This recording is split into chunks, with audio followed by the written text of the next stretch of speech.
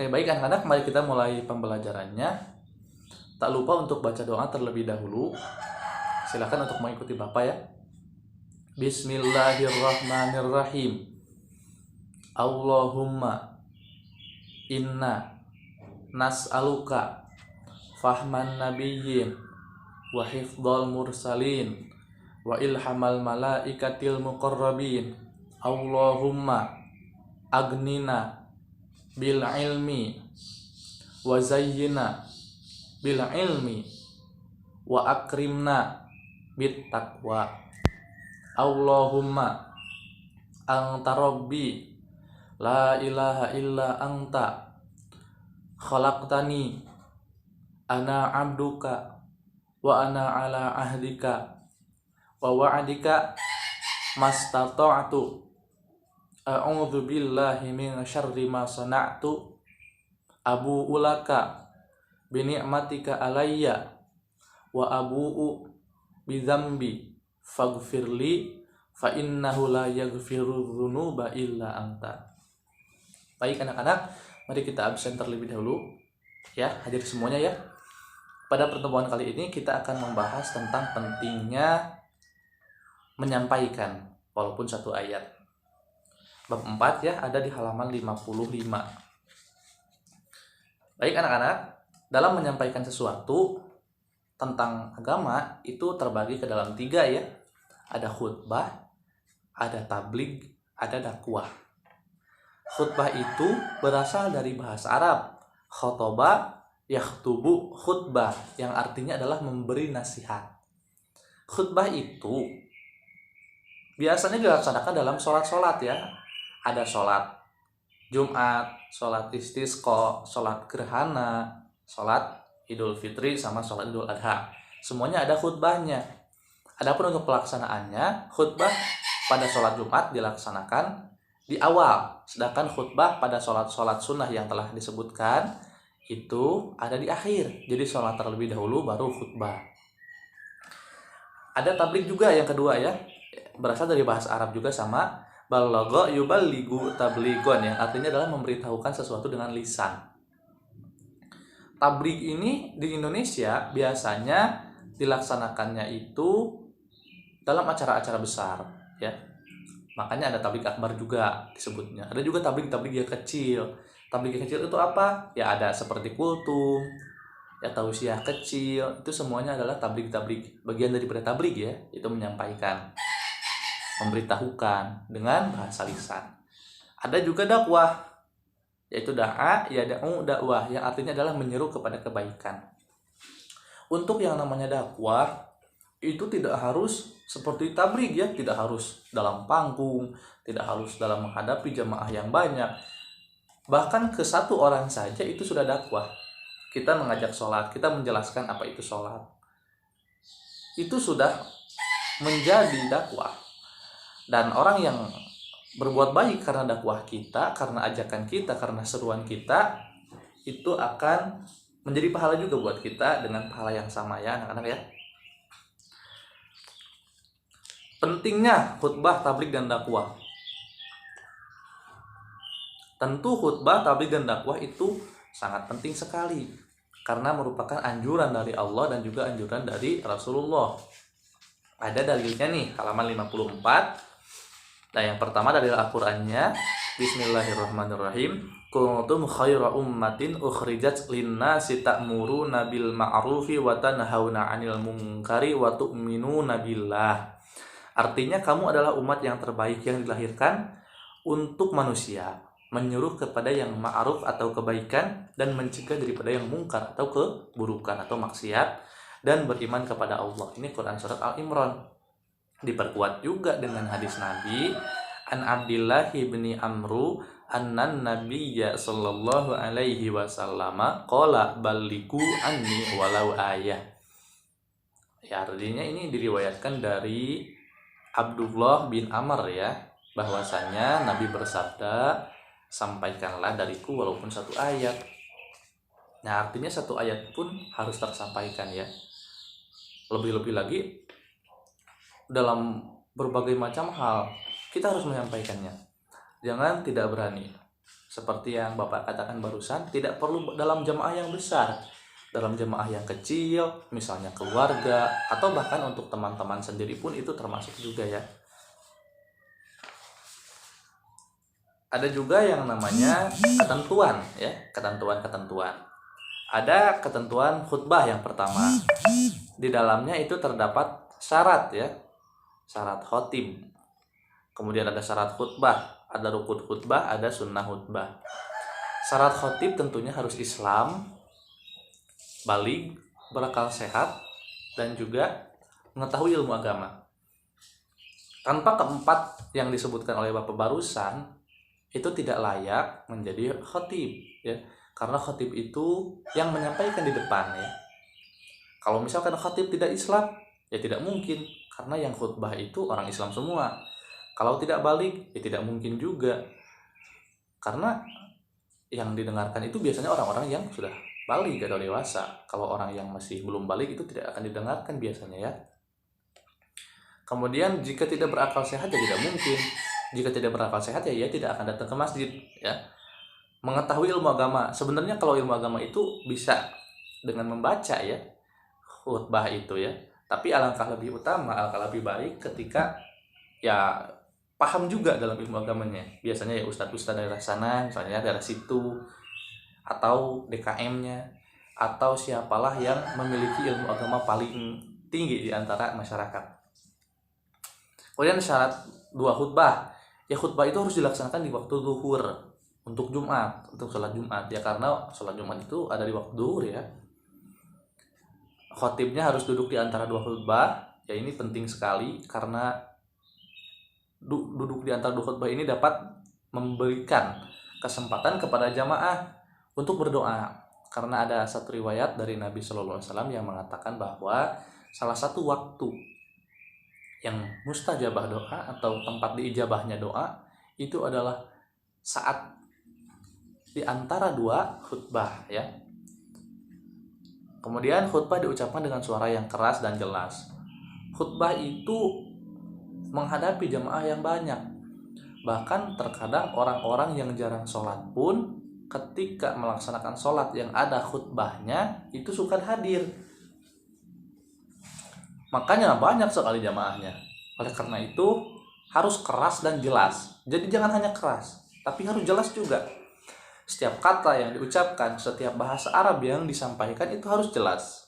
Misalnya kan, Alhamdulillah, misalnya. Alhamdulillahirabbil alamin wa bihi nasta'inu wa ala umuri dunya waddin. Itu harus jelas. Jadi jangan alhamdulillah. Tuh kan, kalau kayak gitu kan juga jelas ya. Karena yang namanya memberi nasihat itu harus tersampaikan. Kalau tidak jelas ya tidak akan tersampaikan. Kemudian ada tertib. Ya artinya nanti dalam rukun dan pelaksanaannya itu harus baik ya. Harus bisa berurutan, harus jelas. Jadi jangan sampai acak-acakan nanti gak jelas ya. Nah, adapun untuk rukun khutbahnya ada juga membaca hamdalah, yaitu alhamdulillah, membaca syahadatain, kedua syahadat ya, syahadat kepada Allah dan syahadat kepada Nabi ya, maksudnya asyhadu alla ilaha illallah wa asyhadu anna muhammadar rasulullah, dan membaca sholawat Allahumma sholli ala sayyidina Muhammad, berwasiat takwa, tinggal sampaikan saja. Kemudian membaca ayat Al-Quran pada salah satu khutbah dan berdoa pada khutbah kedua. Ini adalah rukun ya. Untuk gambaran bagi kalian, kalau misalkan kalian nanti ditunjuk sebagai khatib ya, itu gampang ya, karena tinggal membaca 6 ini saja. Kalaupun misalnya kalian tidak terlalu paham tentang muqaddimah, maka buatlah sendiri. Lihat, ada hamdalah, ada syahadat, ada sholawat, ada berwasiat takwa, ada membaca Al-Quran, ada khutbah kedua, berdoa ya. Gampang. Membaca hamdalah, alhamdulillah. Membaca syahadat, asyhadu an la ilaha illallah wa asyhadu anna muhammadan abduhu wa rasuluh. Atau kalau mau singkat semuanya, gampang. Alhamdulillah, asyhadu an la ilaha illallah wa asyhadu anna muhammadar rasulullah. Allahumma sholli ala sayyidina Muhammad wa ala ali sayyidina Muhammad. Tuh, gampang kan? Langsung baca ayat Al-Quran. Bismillahirrahmanirrahim. Qul huwallahu ahad, Allahus samad, lam yalid wa lam yulad wa lam yakul lahu kufuwan ahad. Shadaqallahul azim. Hadirin sidang Jumat tuh kan, jika memang tidak hebat dalam bermukaddimah, ya dalam khutbah cukup seperti itu saja, itu rukunnya sudah terambil semuanya ya.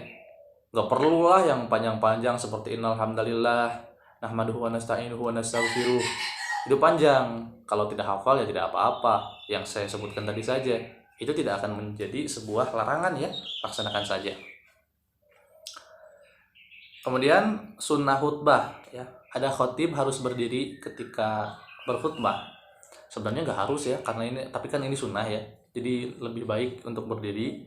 Kemudian mengawali khutbah dengan membaca salam. Jadi salam itu sebenarnya bukan rukun ya, tapi merupakan sunnah. Khutbah hendaknya jelas, mudah dipahami, dan tidak terlalu panjang. Ya khutbah ini jangan panjang-panjang lah. Kalau misalkan dalam buku juga minimal 2 lembar lah gitu ya. Jangan panjang-panjang.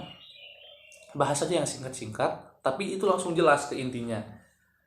Kemudian ada khatib menghadap jamaah ketika khutbah. Ini merupakan etika ya. Jangan sampai kita membelakangi dan jangan sampai kita nunduk terus baca. Makanya Bapak tadi sampaikan harus memahami ilmu agama. Jadi gak perlu tunduk terus baca. Tapi kita gak perlu bawa buku, langsung sajalah gitu. Sampaikan saja yang ringan-ringan. Menertibkan rukun khutbah. Jadi disunahkan untuk mapai, disunahkan untuk berurutan ya ketika membacakan rukun khutbah. Sebenarnya tidak perlu ya, tapi ya itu sunnahnya gitu. Kemudian membaca surat Al-Ikhlas ketika duduk di antara 2 khutbah. Ini sunnah. Jadi ketika jamaah berdoa, kita memberikan waktu kepada jamaah sebanyak membaca surat Al-Ikhlas gitu. Jadi gitu ya. Nah, ada sedikit perbedaan ya dalam khutbah Jumat dan khutbah sholat sunnah. Tapi hanya pada waktu saja sih sebenarnya ya.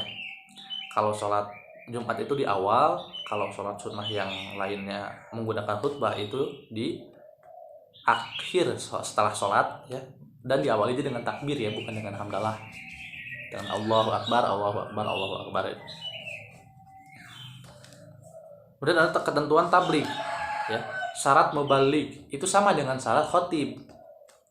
Kemudian etika dalam menyampaikan tabligh, ya bersikap lemah lembut, tidak kasar dan tidak merusak. Jelas. Kalau misalkan kita tidak lemah lembut, jangankan diterima, ya didengarkan saja malas gitu. Menggunakan bahasa yang mudah dimengerti. Nah, ketika kita berdakwah di depan orang, atau maksud saya menyampaikan tabligh atau melaksanakan tabligh di depan orang, itu jangan menggunakan bahasa yang rumit. Apalagi di tempat orang-orang yang awam, di orang-orang yang tidak terlalu mengerti pendidikan, kita harus menggunakan bahasa yang simpel-simpel saja. Mengutamakan musyawarah dan berdiskusi untuk mendapatkan kesepakatan bersama. Ya, ini kalau misalkan dalam tabligh yang bersifat kajian ya, maka utamakanlah musyawarah dengan jamaah ya. Kemudian yang keempat, ada materi dakwah yang disampaikan harus mempunyai dasar hukum yang kuat dan jelas sumbernya. Jadi ketika kita menyampaikan itu kita harus punya dalil, walaupun cuma 1 atau 2 yang menopang apa yang kita sampaikan. Jangan sampai ketika kita ditanya, ini apa dalilnya? Kita nggak tahu. Wah, ini parah ini. Udah mah berusaha gitu kan jadi tabligh, berdakwah di depan gitu kan, mengisi acara tabligh. Tapi kayak gitu, aduh parah itu. Ya, kemudian menyampaikan dengan ikhlas dan sabar sesuai dengan kondisi psikologis dan sosiologis para pendengarnya atau penerimanya. Yang kita harus sabar, harus ikhlas, sesuai dengan psikologis, yaitu rentang usianya, dan sesuai dengan sosiologis, yaitu keadaan budaya dan keadaan sosialnya. Karena yang kita sampaikan itu bisa saja menjadi sensitif di satu wilayah. Maka dari itu kita harus mengenali terlebih dahulu. Ya, kalau misalnya kita repot untuk mengenali masyarakatnya, ya udah kita sampaikan sesuatu yang pasti tidak akan menyinggung, seperti sejarah Nabi ya, seperti amalan-amalan mahdoh, amalan-amalan ghairu mahdoh dan lain-lainnya gitu. Ada juga ketentuan dakwah. Ya, ketentuan dakwah itu juga sama seperti ketentuan khotib dan ketentuan mubaligh. Syaratnya ya. Syarat dai maksud Bapak tadi. Harus Islam intinya mah ya, balik berakal dan mendalami ajaran agama. Tapi kalau untuk dakwah yang kecil seperti yang Bapak katakan, mengajak kepada kebaikan saja, itu tidak perlu ya, tidak perlu mendalami ajaran Islam. Yang penting kita sedikit memahami, kemudian menyeru ya kepada teman-teman atau lain sebagainya. Adapun untuk dakwah besar, yaitu dakwah yang dihadapkan dengan jamaah, itu harus ada etikanya. Ya, yang pertama dakwah dilaksanakan dengan hikmah. Itu maksudnya apa? Maksudnya ucapannya jelas ya, dalilnya jelas, dan segalanya pun dilaksanakan dengan baik. Jadi jangan sampai ada yang terlena gitu. Jangan sampai ada materi yang tidak tersampaikan. Dakwah dilakukan dengan izatul hasanah atau penuh dengan nasihat-nasihat yang baik. Ya karena dakwah itu kan menyeru kepada kebaikan. Jelas-jelas harus ada arahan-arahan yang membuat kebaikan juga. Dakwah dilaksanakan dengan memberi contoh yang baik. Jadi sang pendakwah atau dai itu tidak hanya menjelaskan tapi juga melakukan apa yang ia dakwahkan ya. Kemudian ada juga yang syarat terakhir yaitu dakwah dilakukan dengan muja'adalah, yaitu berdiskusi atau tukar pikiran yang berjalan secara dinamis dan santun serta menghargai pendapat orang lain. Jadi dakwah juga bisa membuka forum ya. Tadi juga di dalam tabligh itu ada ya musyawarah. Ini apabila tablignya dan dakwahnya bersifat terbuka dengan jamaah ya, atau dakwahnya dengan teman-teman. Sedangkan kalau dakwah dengan umum itu tidak perlu seperti ini ya, tidak perlu kalau dakwah dengan umum itu. Ya baik, itu yang Bapak sampaikan terkait materi ini. Ada yang ingin tanyakan? Oh baik, tidak ada yang ingin tanyakan ya. Kalau begitu silakan untuk merangkum apa yang Bapak sampaikan tadi dan hafalkan ya. Nanti minggu depan Bapak akan tes tentang apa yang telah Bapak sampaikan tadi. Terus nanti juga Bapak akan membuat sebuah tugas untuk kalian, di mana kalian harus berdakwah, tabligh, dan juga khutbah di depan teman-teman sekelas. Baik, kalau begitu kita akhiri saja pembelajarannya karena waktu juga sudah menunjukkan selesai. Terima kasih ya telah menyimak dan telah hadir pada pembelajaran PAI ini. Semoga yang Bapak sampaikan dapat menjadi ilmu yang bermanfaat bagi anak-anak sekalian. Mohon maaf atas segala kekurangannya. Billahi taufiq wal hidayah. Wassalamualaikum warahmatullahi wabarakatuh. Sampai jumpa minggu depan ya.